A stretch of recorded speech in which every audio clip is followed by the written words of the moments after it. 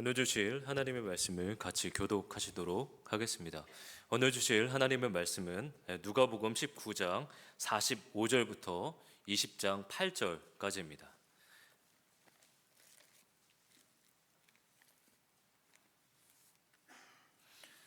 누가복음 19장 45절부터 20장 8절까지 같이 교독하시도록 하겠습니다.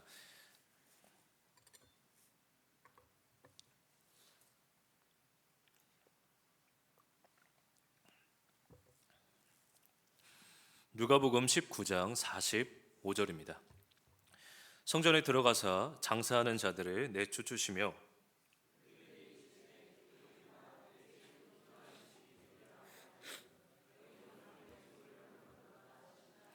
예수께서 날마다 성전에서 가르치시니 대제사장들과 서기관들과 백성의 지도자들이 그를 죽이려고 꾀하되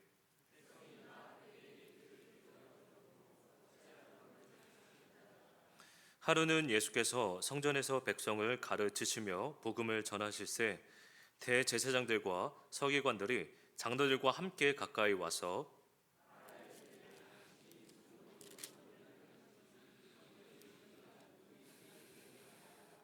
대답하여 이르되 나도 한 말을 너희에게 물으리니 내게 말하라. 그들이 서로 의논하여 이르되 만일 하늘로부터라 하면 어찌하여 그를 믿지 아니하였느냐 할 것이요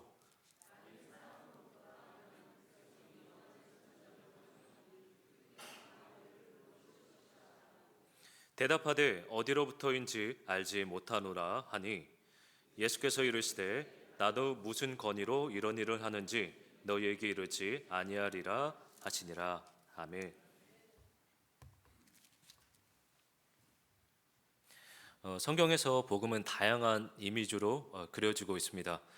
복음은 죄인이었던 우리를 구원하신 예수님에 대한 이야기이며 관계적으로는 아버지와 아들, 고아였던 우리와 그 고아를 초대하시고 자녀 삼아주신 하나님, 그리고 포도나무와 가지 등으로 다양한 비유와 이미지로 성경에서는 그려지고 있습니다. 성도님들께서 생각하시는 복음에 대한 이미지는 무엇입니까? 제가 이 복음에 대한 이미지, 어렸을 때 제가 복음에 대해 가졌던 이미지는 집이었습니다. 제가 교회 가면 평안하고 평강했었거든요. 제가 가끔 집에 있을 때면 불안했던 적이 있었습니다. 왜냐하면 저희 부모님이 이제 부부 싸움을 하셨던 적이 있었기 때문이거든요. 제 기억에는 아마 5살 그때부터였던 것 같아요. 5살 때부터 교회 가면 이런 느낌이 들었습니다. 교회 가게 되면 사랑하고 싶고, 사랑받고 싶고, 신뢰하고 싶고, 의지하고 싶고, 믿고 싶은 그런 마음이 있었습니다. 교회 가면 설레이고 기대하게 되는 것이죠. 근데 어떤 경우에 교회 가게 되면 미운 사람이 눈에 들어오기도 합니다. 그리고 함께 하기 싫은 그런 사람이 있거든요. 그러면 그 교회가 병들었다라는 증거인데, 그런 것이 바로 오늘 본문의 예루살렘 성전이었습니다. 예루살렘 성전에 들어오면 사람들이 긴장하고요, 그리고 율법을 지키는지 안 지키는지 감시하더라는 것입니다.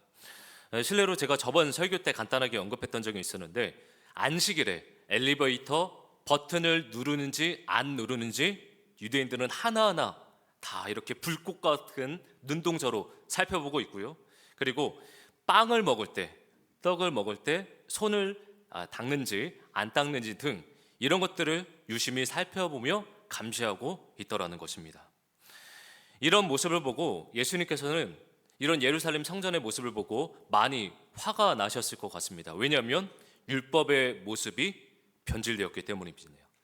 율법은 분명 서로를 사랑하고 그리고 하나님 사랑함으로 이웃을 사랑하는 것인데, 그런 율법이 아니라 율법이 싸구려 율법으로 변질되었기 때문에 예루살렘 성전에서 그런 모습을 보시고 예수님께서는 이 성전을 청소하시겠다라고 생각하십니다. 뿐만 아니라 이 성전에서는 장사하는 사람들이 많았습니다. 45절 46절의 말씀을 한번 같이 읽어보도록 할까요? 45절, 46절입니다. 성전에 들어가사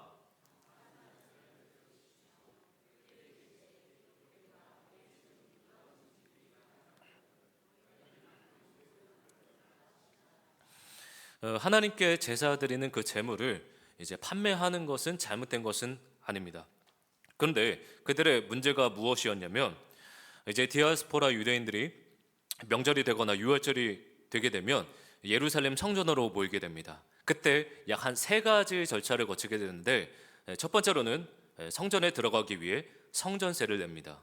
그리고 환전을 하게 되고요. 마지막으로 하나님께 제사할 제물을 사게 됩니다. 첫 번째로 성전에 들어가기 위해, 즉 교회에 들어가기 위해 돈을 내더라는 것이요. 하나님을 만나기 위해, 하나님께 예배하기 위해 돈을 내야만 한다라는 것이죠. 두 번째로는 환전입니다. 이들이 1세겔이 대략적으로 20만 원 정도가 되거든요. 근데 이 성전 안에서는 1세겔을 교환하기 위해서 20만 원이 아니라 무려 22만 원에서 24만 원에 이르는 약 한 20%의 폭리를 취했다라고 합니다. 세 번째로는 하나님께 제사할 제물을 파는 것인데, 실례로 닭 한 마리가 3,000원이라고 한다면 이곳에서는 10,000원씩, 20,000원씩 큰 폭리를 취하면서 하나님께 드릴 그 제물을 판매하더라는 것입니다. 종교 지도자들이요, 지금 예배의 장소에서, 이 예루살렘 성전에서 떼돈을 벌고 있습니다. 이뿐만 아니라 이 종교 지도자들이 긴옷을 즐겨 입었었거든요. 이 긴옷이라 함은 간단하게 말씀드리면 박사학위라고 생각하시면 될 것 같아요. 박사학위, 즉 율법 박사학위인 것이죠. 이 종교 지도자들이 이런 긴옷을 즐겨 입었는데, 그 이유는 이 긴옷을 입음으로써 내가 그만큼 율법을 마스터한 사람이다, 율법을 그만큼 잘 지키고 율법의 정점에 이른 사람이라는 것을 드러내더라는 것이에요. 그들은요, 이런 긴 옷을 입음으로써 자신이 의인의 신분임을, 의인이라는 것을 간접적으로 드러내더라는 것입니다. 그들은요, 이런 모습을 통해 자신이 어떤 사람인지를 항상 증명하고 드러내기를 좋아했습니다. 또한 이 바리새인들이, 그리고 종교 지도자들이 기도를 많이 좋아하지 않았습니까? 분명 기도는 좋은 것입니다. 근데 기도할 때 문제가 생기게 되는 경우가 있는데, 그것은 바로 기도를 통해 나를 보여주고자 할 때 기도가 문제가 됩니다. 그래서 이 바리새인들이 이 기도를 할 때 하나님께 어떻게 기도했냐면, 그 기도의 내용이 내가 저 세리와 죄인들과 같이 아니함을 감사하나이다, 자신의 의인됨을 하나님 앞에서 끊임없이 증명하고 드러내더라는 것입니다. 우리는 이와 같이 이 종교 지도자들이 율법을 지킨 그 동기, 그 이유를 우리는 살펴볼 수가 있게 되는데, 우리가 아는 것처럼 제가 저번에 한번 언급했었는데, 10계명 1에서 4계명은 하나님과의 관계라고 말씀드렸습니다. 5에서 10계명은 사람과 사람 사이의 관계인데, 즉 하나님과의 관계를, 그러니까 하나님과의 관계, 하나님을 사랑함으로써 사람과 사람 사이의 관계를 지키는 것이죠.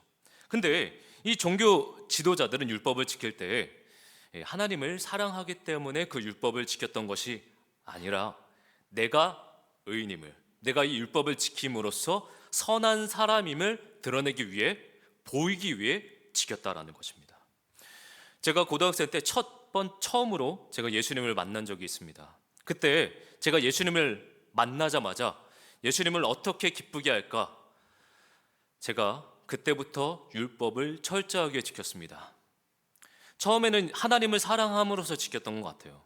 근데 어느 순간 제가 율법을 지킬 때 다른 사람에게 보이기 위해, 다른 사람에게 내가 깨끗한 사람이고 나 하나님 앞에 떳떳한 사람임을 드러내기 위해 이 율법을 지켰던 제 자신의 모습을 보았었습니다. 제가 그때 율법을 지켰던 그 동기는 아마 이랬던 것 같아요. 제 자신을 증명하기 위함이었다. 그래서 이 예루살렘 성전이 어떻게 변질되었냐면, 하나님의 사랑이 아니라 나를 향한 사랑이 넘쳐나는 곳으로 변질되더라는 것이에요.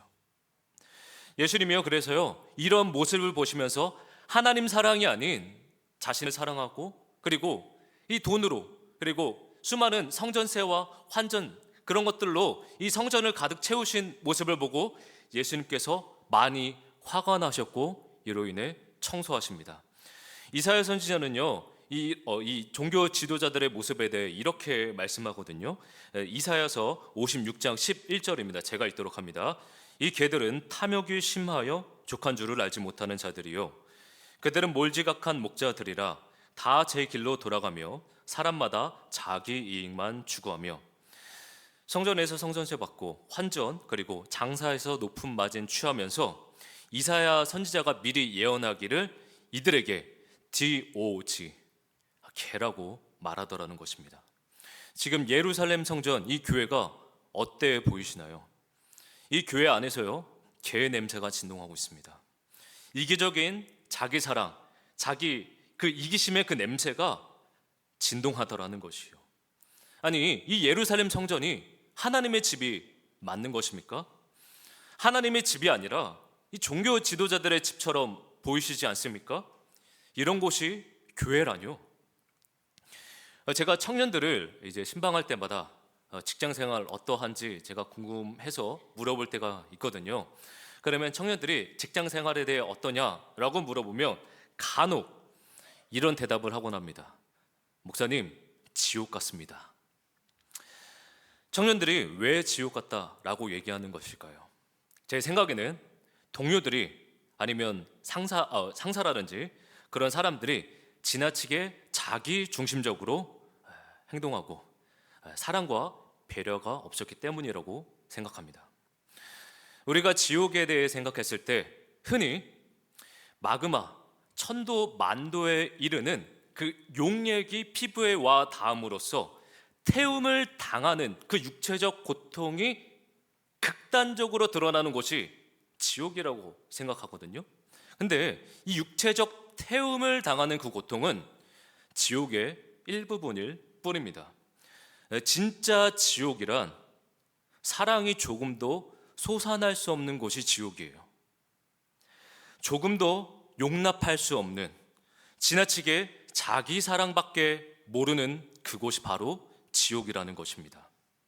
그러므로 우리는 이 성전 정화 사건을 통해 이런 결론에 도달할 수 있습니다. 하나님이 임재하시지 않는 모든 장소는 작은 지옥이다. 우리도 하나님과 사귐이 없는 곳, 하나님의 사랑이 없는 곳에서 숨을 쉴 수 없지 않습니까? 그런 곳에서 숨을 쉬기 힘들다라는 거예요. 예루살렘 성전에서 이곳은요, 신앙에 보여주기만 하는 곳이었습니다. 자신의 선함만을, 자신의 의로움만을 증명하기 바쁜 그런 곳이었었어요. 교회 안에서 자신을 끊임없이 증명한다라고 한다면, 그런 자신의 의인됨을 드러내기만 한다면 그 교회는 병들 수밖에 없습니다. 왜 병들 수밖에 없을까요? 그것은요, 나는 믿음이 좋고 나는 하나님께 율법으로 인정을 받았고 그렇게 나는 의인이다, 반면에 너는 죄인이다 라고 말하면서 판단과 비판의 목소리가 많아지기 때문이죠. 그러므로 참 신앙은 증명이기 전에 관계입니다. 그러니 우리 성도님들, 하나님의 임재가 없는 곳에 하나님이 임재하게 해주시면 되십니다. 하나님의 사랑이 없는 곳에 하나님의 사랑이 흘러가게 해주시면 되세요. 복음이란 내가 속한 공동체에서 하나님의 성전을 지어가는 것입니다. 예수님께서 성전을 깨끗하게 하신 후에 성전에서 이제 말씀을 증거하시거든요. 이 누가복음 20장 1절에 의하면 성전에서 증거하신 말씀을 복음이라고 말씀하고 있습니다. 예수님께서 성전에서 증거하신 그 복음의 내용을 구체적으로는 알 수는 없지만 상상하자면 아마 이런 복음을 증거하셨을 것입니다. 예루살렘 성전에 하나님이 거하시지 않는다. 이 성전 안에는 하나님의 영광이 아니라 사람의 영광만이, 의인들만 넘쳐난다라고 말씀하셨을 겁니다. 그리고 하나님은 영이시니 예배하는 자가 영과 진리로 예배할 때가 온다라고 말씀을 전하셨을 것 같습니다. 근데 예수님께서 성전에서 복음을 증거하셨을 때 이 종교 지도자들이 반발하더라는 것입니다. 그러면 예수님께서 성전에서 복음을 증거하실 때 왜 종교 지도자들은 예수님의 복음에 반발한 것일까요? 이 목사는 노예의 파송을 받아 당회 그리고 담임 목사님의 허락을 통해 이 강단에서 설교하는 것입니다. 교수는 대학에서 총장의 승인으로 그리고 학교의 승인으로 강의하게 되는 것이죠. 예수님께서 증거하신 장소는 회당이 아닙니다. 회당에서는 아무나 복음을 증거할 수 있거든요. 근데 성전에서는 달랐습니다. 이 성전 안에서는 이 사내들인 공회에 파송을 받은 그 사람만이 이 성전에서 복음을 증거할 수 있었어요. 이 사내들인 공회에 공인된 직책을 가진 사람만이 이 성전에서 복음을 증거할 수 있었거든요. 그래서 예수님께서 사내들인 공회에 공인된 직책이 없으니 이 종교 지도자들이 공격하며 제지하더라는 것입니다. 한번 2절의 말씀을 같이 읽어보도록 할까요? 2절의 말씀입니다. 말하여 이르되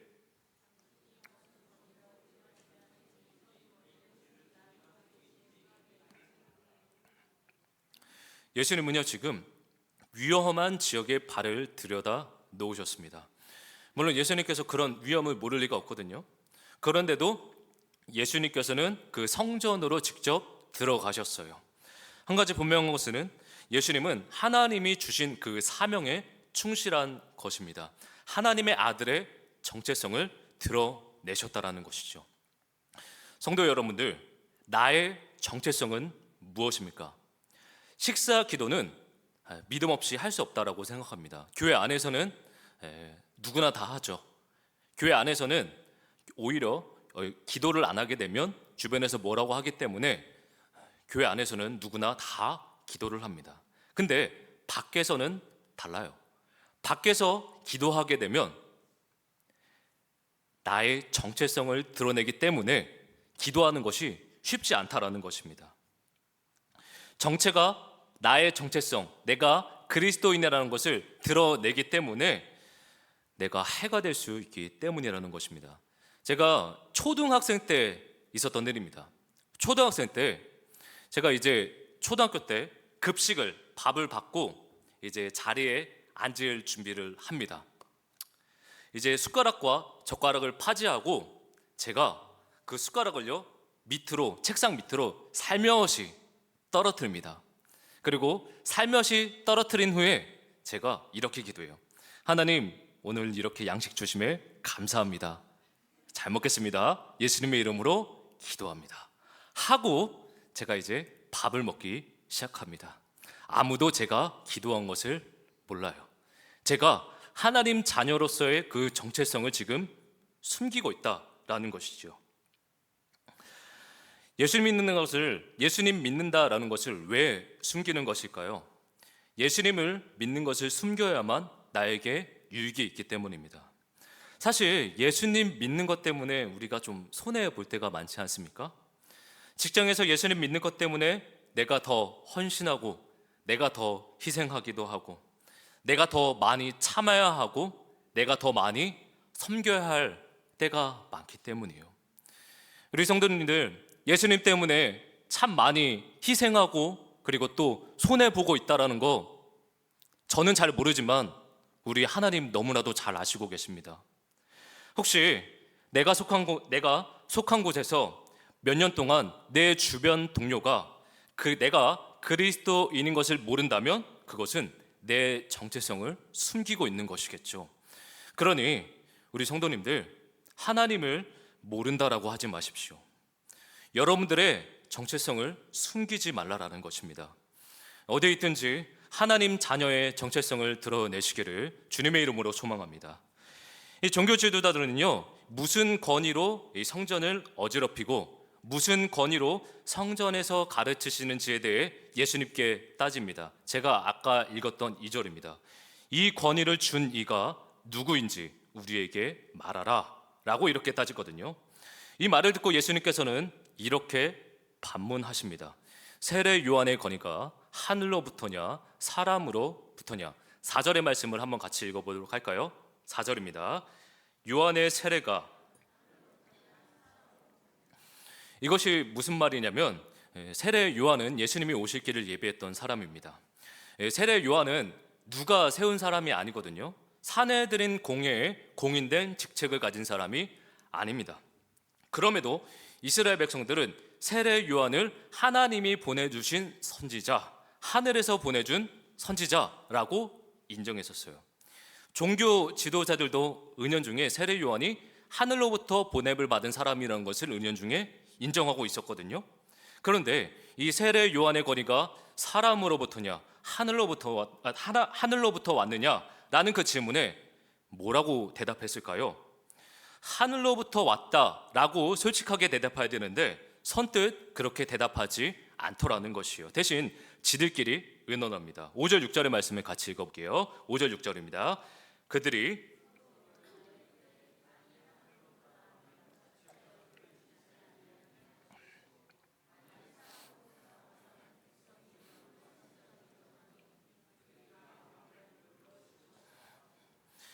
세례 요한의 권위가 하늘로부터 주어진 것이라면 그들은 세례 요한을 믿어야 됩니다. 세례 요한을 믿는다라는 것은 세례 요한이 선포한 예수님을 믿는다라는 것이거든요. 세례 요한의 선포한 내용이 무엇이죠? 세상 죄를 지고 가는 어린 양 예수님에 대해 선포하고 있지 않습니까? 정리하면 세례 요한의 권위가 하늘로부터 왔다라는 것을 믿는다라는 것은 세례 요한의 말씀을 믿는다라는 것이고요. 이 세례 요한의 말씀을 믿는다라는 것은 곧 예수님을 믿게 된다라는 것입니다. 근데 만일 이 세례 요한의 권위가 하늘로부터 주어진 것이 아니라 사람으로부터 주어진 것이라고 대답한다면 이 종교 지도자들은 지금 대중들에게, 이스라엘 백성들에게 돌을 맞을 수 있는 상황이에요. 왜냐하면 이스라엘 백성들은 세례 요한을 하늘로부터 보냄받은 선지자라는 것을 인정했기 때문이었습니다. 세례 요한의 권위는 하늘로부터 혹은 사람으로부터라는 그 질문에 오늘 본문의 종교 지도자들은 무엇이라고 대답했을까요? 7절입니다. 대답하되 어디로부터인지 알지 못하노라 하니. 이 종교 지도자들은 예수님의 질문에 대해 몰라라고 대답하더라는 것입니다. 우리는 이 종교 지도자들의 이 답변에 대해 이들이 진실하지 않음을, 위선적임을 알 수 있습니다. 세례 요한의 권위가 하늘로부터 왔다라는 것을 분명히 알고 있음에도 불구하고 자신들이 만약에 이 대답에 솔직하게 인정하게 되면 자신들의 위치가 위태로우니 이 답변을 회피하더라는 것이요. 이들은요, 예수님의 그 답변에 모른다라고 답변합니다. 이들은 어떤 자들입니까? 이들은 카멜레온과 같은 그런 사람들인 것 같아요. 자신의 이익에 따라, 자신의 처지에 따라 이리저리 붙었다 하는 그런 사람들 말이죠. 우리도요, 사실 교회에 있을 때는 다 예수님 편인 것 같습니다. 다 예수님 사랑하고 하나님 사랑하고 있죠. 근데 직장 생활을 하다 보면 예수님을 믿는다라고 고백하면서도 우리가 예수님 편에 있지 않을 때가 있음을 때로는 보게 됩니다. 제가 초등학생 때 부끄러운 고백을 하자면 저희 아버지가 학교에 오신 적이 있었습니다. 아버지가 저 멀리 계셨었거든요. 근데 막상 아버지를 이렇게 인사하고 아는 척 하려니까 살짝 좀 창피했었습니다. 아들로서 부끄럽지만 죄송합니다. 제가 그래서 아버지를요 모른 척 하고 있었어요. 아버지가 제 아버지이자 내 아빠인데 아버지라고 당당하게 소개하기가 좀 창피했었습니다. 도리어 아버지가 저에게 오셔서 친구들에게 나 요한이 아빠야 라고 이렇게 소개하셨던 적이 있었거든요. 제가 그런 모습을 보면서 아버지는 저에 대해 어떻게 느끼시고 생각하셨을까요? 저희 아버지는 아마 섭섭하고 많이 실망하고 그리고 슬퍼하셨을 것입니다. 혹시 나는 예수님을 숨기고 있나요? 우리 하나님 아버지를 드러내지 않고 내가 믿는 분이 예수님임을 당당하게 말하지 않고 숨기고 있나요? 내가 하나님 자녀라는 것을, 그 정체성을 드러내게 되면 손해를 볼 수 있고 더 많은 짐을 지기 때문에 더 희생하는 것이 두려워서 내 정체성을 혹시 숨기고 있으십니까? 우리 예수님은요, 끝까지 하나님 편에 계셨습니다. 우리 예수님이 하나님을 분명히 부인하실 수 있었던 순간들이 있었거든요. 십자가에서 처절한 고통을 당하셨을 때 나의 하나님, 어찌하여 나를 버리셨나이까? 라고 말씀하시면서 십자가에서 내려오심으로써 아버지를 부인하실 수 있으셨어요. 그런데 우리 예수님 끝까지 하나님 아버지를 부인하시지 않으셨어요.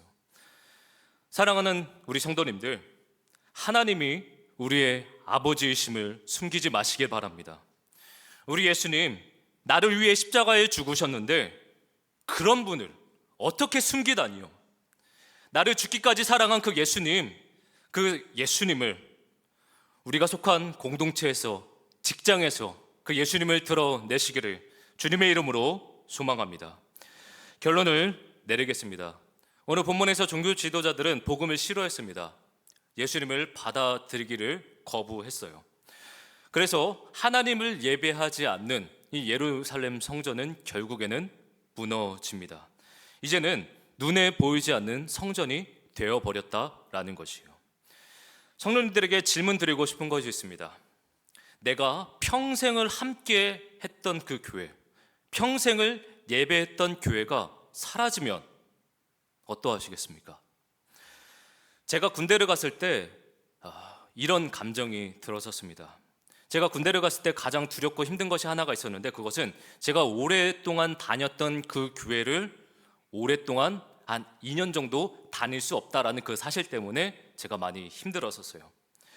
뿐만 아니라 제가 이제 GOP에 올라갔었거든요. GOP에서는요 예배할 장소가 없습니다. 예배당이 없고요, 예배 공동체가 없습니다. 그래서요, 제가 그곳에 예배당이 없어서, 교회가 없어서요, 슬퍼했고 절망했었어요. 제가 GOP에 올라가기 전에 하나님께 정말 간절히 기도했었거든요. 하나님, 저 예배당 있는 교회, 그런 가까운 교회 보내주세요 라고 제가 많이 기도했던 것 같아요. 근데 하나님께서 그 기도를 들어주시지 않으시더라고요. 제가 평생을 교회에서만 하나님을 예배했는데, 교회에서만 하나님을 찾았었거든요. 군대에서요, 이 예루살렘 성전과 같은 곳이 없어서 저는 불행하다라고 생각했었습니다. 마치 이 솔로몬 성전이 파괴되어서 울고 있는 시편의 시인의 고백처럼 말이죠. 그런데 이 주일에 예배할 곳이 없어서 헤매었던 그런 상황이었었는데, 제가 어쩔 수 없이 아주 구석에 있는 아주 좁은 창고로 갔습니다. 앉아있기 힘든 그런 장소였었는데, 제가 그동안 교회에서만 예배를 드리다가 하나님이 그 더러운 장소에서, 그 더러운 창고에서 제가 하나님을 찬양하며 예배하며 하나님의 말씀을 홀로 읽었었습니다. 그때 저는 깨달았습니다. 하나님이 임재하셨구나. 1년 동안 아주 좁은 창고에서 주일에 내려면 매주 그 시간, 그 순서에 따라 하나님을 예배했습니다. 아무도 예배할 수 없는 그곳에서 예배했는데 하나님이 예배를 받으셨고요, 하나님이 임재하셨다라는 것입니다. 그러므로 저는 이런 말씀을 드리고 싶습니다. 복음은 하나님의 성전이 우리 마음 가운데 거했다라는 것입니다. 예수님이 성전을 무너뜨리신 이유가 무엇일까요? 성전 안에서는요, 율법으로 서로를 미워했습니다. 율법을 통해 서로 판단하고 서로를 감시하더라는 것이에요. 그래서 이 성전 안에서는요, 의인들밖에 없었어요. 죄인들이 없었고요, 서로 자기가 잘났다고, 나는 하나님 앞에 떳떳한 사람이라고, 하나님 앞에 당당한 그런 의인들밖에 없었다라는 것이요. 율법은 사랑인데 도리어 그들에게 율법의 짐이 되고, 그들이 그 율법으로 말미암아 서로를 미워하더라는 것이에요. 그래서 하나님께서 무엇을 하셨습니까? 주 70년에 이 예루살렘 성전을 무너뜨리시지 않으셨습니까? 교회가 무엇일까요? 예루살렘 성전은 교회가 아닙니다. 예루살렘 성전은 무너졌습니다. 하나님이 비인격적인 건물 따위에 거하실까요? 하나님이 제한된 장소에, 제한된 건물에, 이 갇힌 공간에 거하실까요? 아닙니다. 예루살렘 성전은 율법의 정자만이 가득하고 복음이 없는 곳이에요. 하나님이 거하실 수 없고 그런 곳은 병든 것이죠. 진짜 성전은요, 저와 여러분들입니다. 하나님이 저와 여러분들 가운데 임재하시더라는 것이에요. 하나님은요, 건물에 임재하시지 않습니다. 우리들이 모인 곳에 임재하세요. 예배당은 성전이 아닙니다. 성전은 저와 여러분들이죠.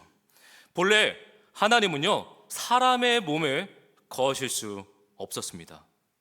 왜냐하면 우리 마음 가운데 수많은 죄악들로 말미암아 그 죄는 하나님의 무한하신 진노를 샀거든요. 무한히 거룩하신 그 하나님 앞에서 우리는 무한한 진노를 살 수밖에 없는 비참한 죄인들이었습니다.